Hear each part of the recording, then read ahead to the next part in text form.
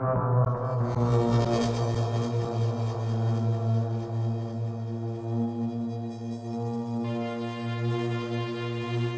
have this interest in doing graffiti.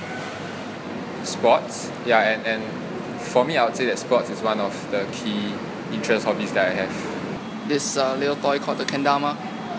Yeah, it's a Japanese traditional game, just like the yo-yo. My interest would be riding BMX. I like sports, very into football. Enjoy most is actually music because like I grew up with it. My Little Pony. I also like playing video games and I enjoy watching anime. Maybe I can just say that it's myself that got me into graffiti. So it was just like about me looking at those kind of stuff on the street back then when I was in Indonesia.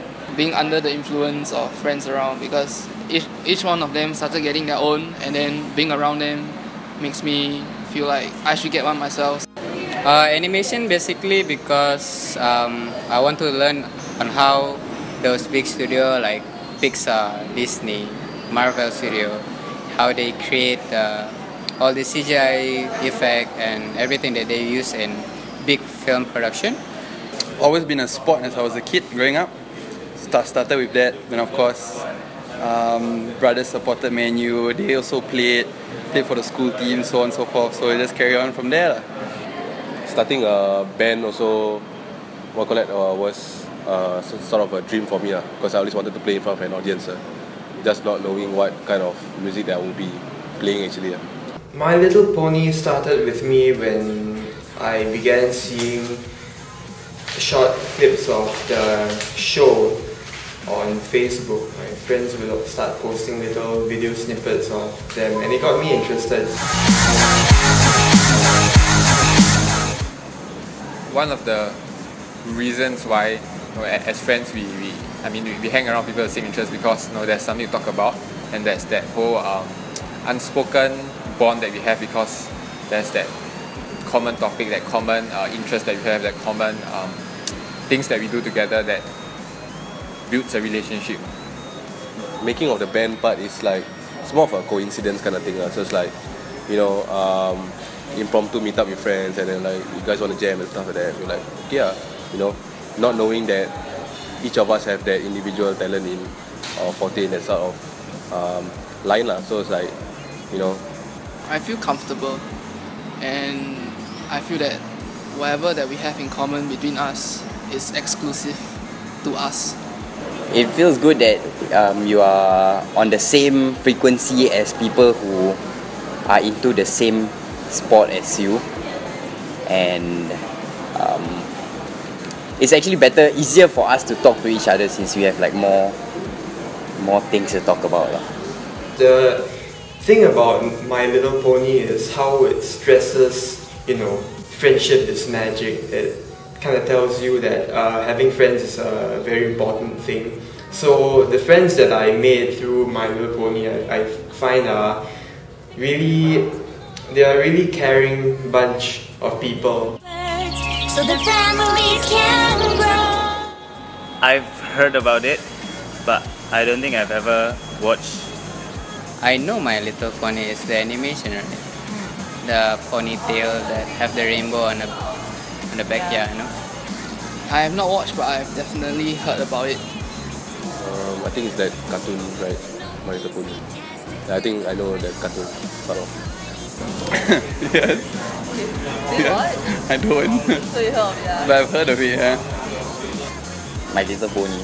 Yeah, yes, I've heard of My Little Pony, but I haven't watched it before. For me personally, without like going to find out what is it about, I think the target audience is quite straightforward. It looks like it's for girls, young children, female. Young girls? I think they have a very broad target audience in general because working at a comic book shop before, I have seen bronies, adults who come in and they buy like the card games and even the vinyl figures to collect and things like that, so it's no surprise to me. Kids are basically young kids. But maybe the word pony makes it seem more of like a kid girl kind of thing. Yeah, more of a princess world kind of thing. The youngest person we had was, I think, back then she was like 9 years old. She should be 11 or 12 by now, but she would be considered one of the actual people from the demographic that the show was targeting. And I think the oldest guys we had in the group, they were in their late 20s, early 30s, working adults. That's shocking to me actually, and it's something that I wouldn't think a guy would be interested in, or and to actually come up with a term for it, I think it's quite unique. On one hand it's unique, on the other hand it's shocking to me. Yeah.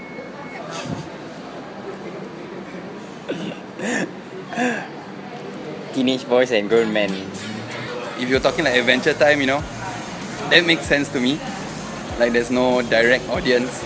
My Little Pony seems a bit too kiddish for grown men.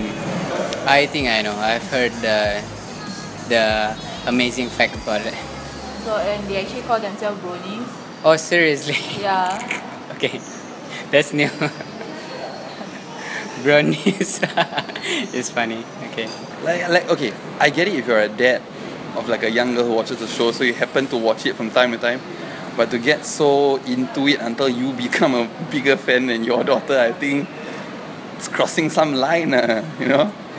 At the end of the day, My Little Pony is still a fandom that old and mature people who understand these kind of disturbing things would happen to associate with. So it would just kind of cross over from there, and to try to explain this phenomenon would be to really examine the human nature of thinking, which is, in my opinion, that people are innately fascinated by this kind of horrible stuff. So naturally they might want to delve into it and find out more about it, and thus such a thing may come about.